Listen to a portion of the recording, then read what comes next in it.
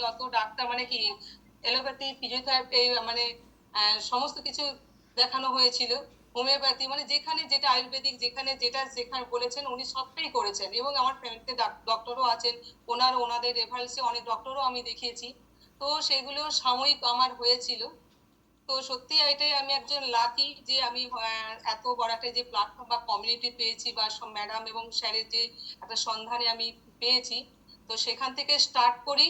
যত আমার চ্যালেঞ্জ গুলো আস্তে আস্তে যেটা রিভার্স হয়ে গেছে, যেটা আমাকে মেডিসিন নিতে হয় না, আর সবসময় একটা অসুস্থ থাকতাম, যেটা আমি হয়েছি।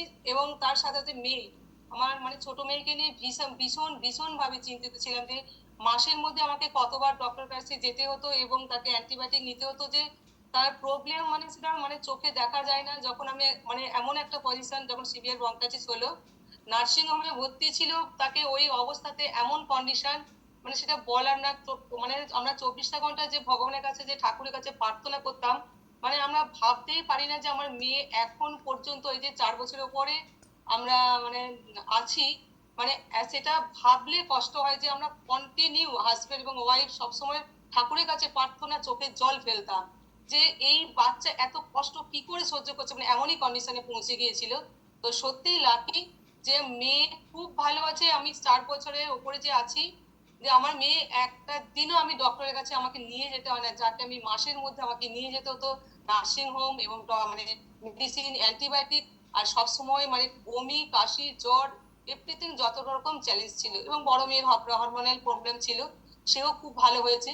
যেটা আরেকটা যেটা ব্রেকফাস্ট বানাতে আমাকে হয় না, নিজে তো বানিয়ে তো নিতে পারে এবং আমাদের সবাইকে দিয়ে দেয়। এবং আরো আমার ফ্যামিলিতে, আমার তো এমনি ফ্যামিলির সবাই খাচ্ছে, আমার বাবা মাকেও স্টার্ট করেছিলাম।